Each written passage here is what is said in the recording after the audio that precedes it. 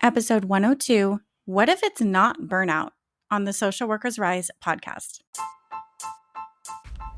Hello, my name is Catherine Moore, social worker, mom, coffee lover, and founder of Social Workers Rise, where we inspire social workers to connect, expand their knowledge, and change more lives than they ever thought possible. I'm so excited you found my podcast. We will talk everything social work on every level from micro to macro. We will hear the stories of social workers who are doing big things, learn new skills, and most importantly, give you actionable steps to make a difference today. Let's go. Hello, and welcome to another episode of Social Workers Rise. It is your host, Catherine here. I am really excited that it is October because October 1 is just an amazing month with fall and the weather is getting cooler. I'm in Southern California, so by the time October rolls around, I am beyond ready for fall and cooler weather. And it's not even really cold. It gets to be like 75 degrees, and I am okay with this because that is perfect weather for me. Plus, it is my birthday month. My birthday is later on this month. And I am a big believer in celebrating your birthday because it is the one day that you get to honor you and all of the greatness that you bring to this world. So, if you are one of those that does not celebrate your birthdays, I don't understand it. But I would encourage you to switch that up and just allow people to express gratitude to you and to yourself, most importantly, because you are an amazing individual. I don't even know you personally, but you're listening to this podcast. So I know that you are compassionate, you care about other people, you are interested in social work. You are my type of person. So celebrate your birthday, okay? Anyways, on to the purpose of this podcast. So, we hear so much about burnout, and it gets kind of brain numbing, to be honest. Kind of like, oh, let's just tune this out. So, we're not going to talk about only burnout today, I promise, because I'm wondering what if you're feeling some type of way, but it's not burnout? What if you're experiencing something else? So, in this episode, I'm going to give you an easy to understand overview into some other hazards of social work that you need to be aware of, such as compassion fatigue, moral injury. Of course, we got to talk on burnout for a minute. I won't burn you out on burnout, okay? Vicarious trauma and secondary trauma. They may contribute to burnout, but they are distinctly different. We're going to listen to this ad from our sponsor, then we'll hop right into the episode.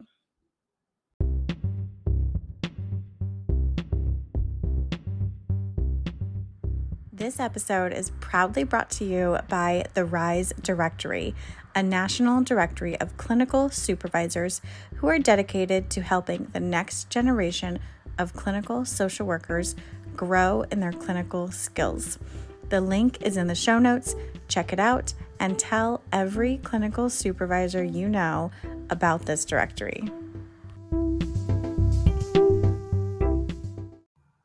Hello, and welcome to another episode of Social Workers Rise. It is your host, Catherine here. Thank you so much for being here. Today, I wanted to explore the different areas that relate to burnout. So, we hear a lot of talk about burnout. We get this, ominous warning from our professors, don't become burnt out. You don't want to be that social worker. But what is burnout and how do we get there? How do we prevent burnout? And what if what we're feeling in grad school or in college or in our work and career environment, what if it's not even burnout? What if it's something completely different? First, we're going to start by defining, what is burnout? So burnout is actually a medical syndrome that your doctor can diagnose you with. And it comes from feeling emotionally, physically, and mentally exhausted. And this is caused by prolonged and excessive stress. So, this is why we're constantly preaching self care on a daily basis, because if you stayed in a state of overwhelm, just feeling drained out, you're not able to meet the responsibilities of your life, such as, getting your documentation done on time, showing up for your clients the best that you possibly can, showing up for yourself when you get home, showing up for your family. If you stay in that prolonged state of stress, it's going to lead to burnout for sure. And it may even land you in the hospital.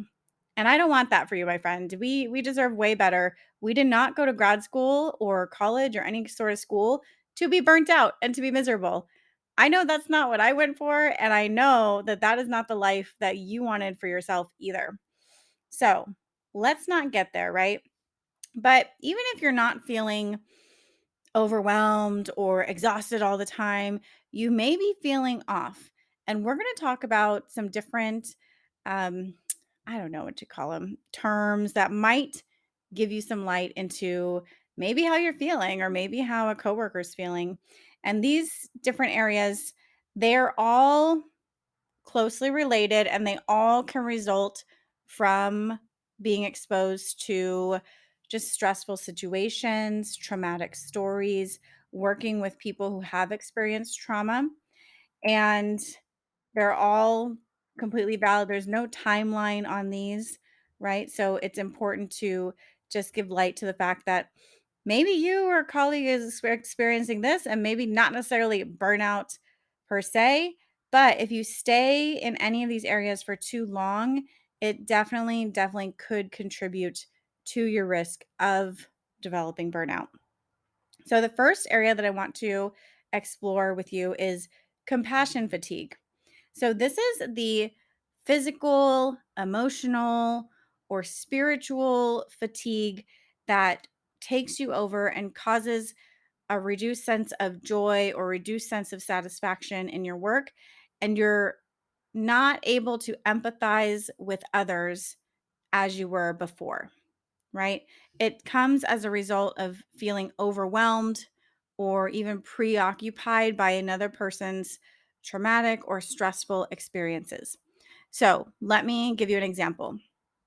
Compassion fatigue can happen when you are I saw this a lot in the nursing homes, right? So I would go in there as a social worker and I would see that the nurses who once were very caring, very compassionate, empathized with their patients, now they just kind of saw them as another number and they weren't able to really make that emotional connection or empathize with the patients, and they just treated them like another number and not like, Mrs. Johnson, right? Not as an individual, as a mother, as a daughter, as a sister. you know they had this emotional block because they're just trying to get through the day. They had become overwhelmed by another's or by their patients' stressful experiences to the point that they just were not able to feel the compassion in the same way as they once did. And this can happen in social work as well, where we may have to do just assessment after assessment after assessment. We hear similar stories of trauma or domestic violence or drug use and addiction, right? And eventually we just become kind of numb to it to where we're unable to get the energy that we need to express compassion to each and every individual person. So, the next area that I want to cover is moral injury. And this is when there has been there's been harm done to our own moral compass as a result of witnessing or feeling like we are part of the harm done to people, or feeling like we are failing to prevent harm to other people. And this in turn, we feel like our own moral code is not being honored and we're not operating in an ethical way. So, moral injury happens when we are when we feel, for example, when we feel like we're part of the system that is perpetuating harm onto families or our clients, right? This originally became known or talked about a lot when veterans were coming back from war because they had to commit harm against other people. And it was against their own moral code, maybe to harm civilians, right? So this is when moral injury comes up, when we feel like we are harming other people, when we're there to actually help people. Our intention is to help them, but because of our job or our boss or our position or instruction or the role, we feel like we're actually causing more harm than good. So that is moral injury. The other thing that I want to cover with you is vicarious trauma. Hey, it's Catherine here. I hope you are enjoying this episode. We're going to take a quick break to listen to these ads from our sponsors. Do you want to make your own podcast? Spotify has a platform that lets you make one super easily, then distribute it everywhere and even earn money all in one place for free. It's called Spotify for Podcasters. And this is the platform that I use because it makes it so simple to record and distribute your podcast all in one place using your cell phone. What you need to do is download the Spotify for Podcasters app or go to www.spotify.com/podcasters to get started. If you're planning to take the BBS Law and Ethics exam, the ASWB Master's or Clinical Licensure exam, or if you're studying for the MFT exam, then you need a proven program that can help you understand the exam questions and pass with confidence.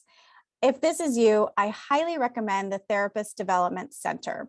I personally use TDC to pass my law and ethics and clinical exams and found the program provided me with everything I needed to pass with confidence.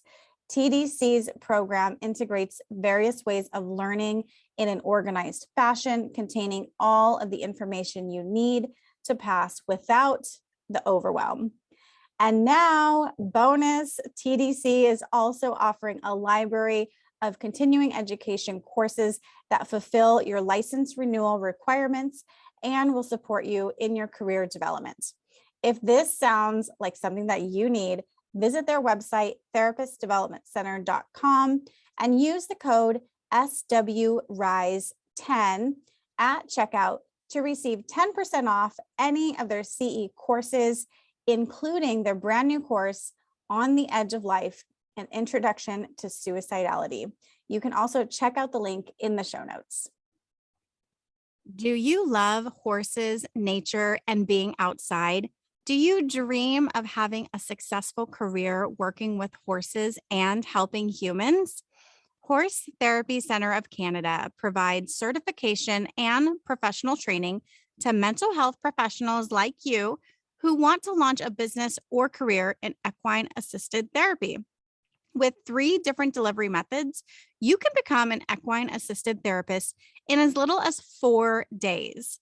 For Social Workers Rise podcast listeners like you, my friend, Horse Therapy Center of Canada is offering you up to $700 off of their certification and training programs. So don't wait.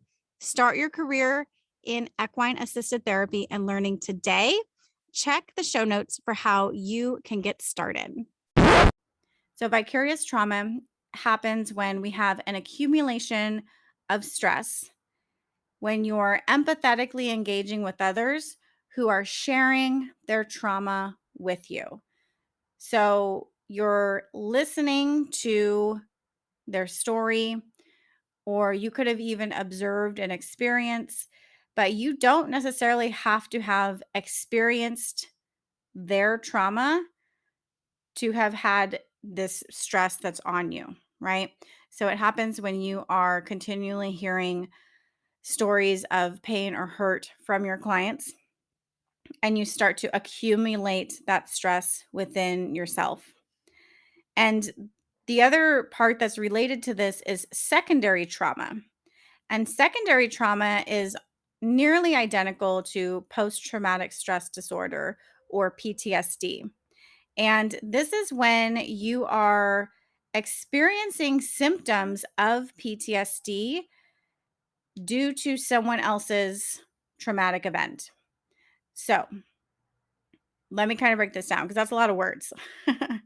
So, if you are working in a domestic violence shelter and you are constantly hearing about other people's traumatic experiences and you're accumulating stress, like, okay, this is, stressful hearing these types of stories over and over again of abuse or violence. Um, but that's kind of where it ends, right? So that would be the vicarious trauma if you're feeling stress from hearing their stories. The secondary trauma would be if you are starting to experience symptoms of PTSD. So maybe you're having flashbacks, maybe you had nightmares that that was similar to a story that you heard from one of your clients, right? Maybe you're just, you know, getting flashbacks and to the point where you feel like you're in that story. And that would be secondary trauma. Again, you don't have to have actually been there to have experienced this. Okay? So if you're finding yourself or if you're resonating with any of these, then it really is important to seek out additional support and help. And this can come in lots of different forms, right? So this can come within your clinical supervision, and that would be really great because research has shown that social workers who have organizational support, such as good supervision, and they feel safe that they're not going to be harmed at their workplace, they reduce or they found that those social workers have a reduced stress level. So if you do have a supportive work environment, please bring this up with your clinical supervisor, with your boss, with your whoever it is that you are reporting to or that you can confide in, right? If you are still in school, then you likely have counselors there at the school. You have teachers and instructors who may also be a source of support for you. Additionally, if that is not there for you, or even if it is, we want to bring in as many supports as possible.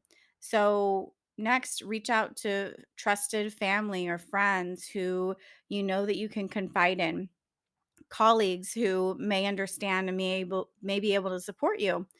Even consider reaching out to your faith community or even finding a therapist that is able to really support you and guide you through these feelings because these are real issues that can come up within the field of social work. And before we leave, I do want to also share that, since 2020, since the pandemic, there has been a couple studies done, and it's shown that social workers are actually reporting a higher than national average of PTSD. And so this means that there is a much greater need for us to support each other as social workers. And if you're a leader, for you to check in with your social workers, check in with your staff and see how are they doing? Are they experiencing these signs of PTSD? Do we need to do more to support our staff and their well-being for longevity? Right? So it's important to consider this that no one is spared from the effects of COVID-19. It's unfortunate, but it is the truth.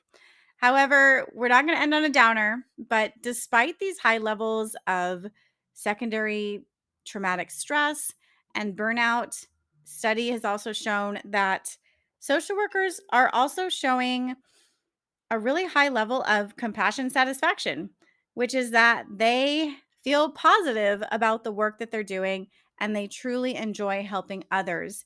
And so that is why we continue to stay in the work that we do. While it's hard Yes, it may be overwhelming at times. Yes, there's a lot of sad stories. But at the same time, I absolutely love being a social worker because there's so many great stories. There's so many special moments that I wouldn't get to experience if I weren't in this line of work. There's so many ways that we truly do help people through the darkest moments in their lives. And we have the goal of empowering them so that eventually, hopefully, they don't need us. That we give them the tools to be self sufficient. We give them the tools to build their confidence that, yes, they can do this. They will be successful. They are resilient and they are able to change. They're able to get out of this dark place and they're able to move on. And that is the part that I love is just getting that, just seeing those success stories, even if they don't verbally tell me, but just seeing those little changes makes such a huge difference. And that's why I continue to stay. So I hope this episode was helpful for you. It was short and sweet. If it was, please go ahead and tag me on Instagram. Let me know that you're listening. Share it because you never know which one of your colleagues may need this. Also, if you are on LinkedIn, that is an amazing platform to network and to share this information with because if 50% of social workers are experiencing PTSD, that you can do the math. 1 out of 2 social workers, right, have been experiencing that. So we definitely need to support our colleagues and continue to have these conversations to make sure that we're feeling validated and seen. Until next week, my friend, take care.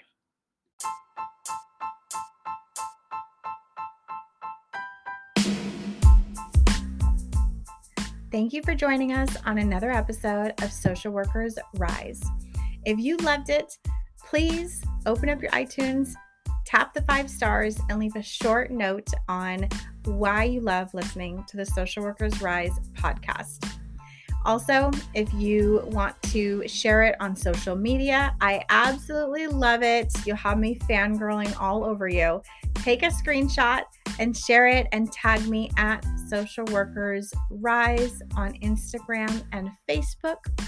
Lastly, just want to leave a little bit of legal disclosure here that the information, opinions, and recommendations presented in the Social Workers Rise podcast are for general information only, and any reliance on the information provided in this podcast is done so at your own risk. This podcast should not be used in place of professional advice, therapy, or clinical supervision. And with that, my friends, I'll talk to you next week.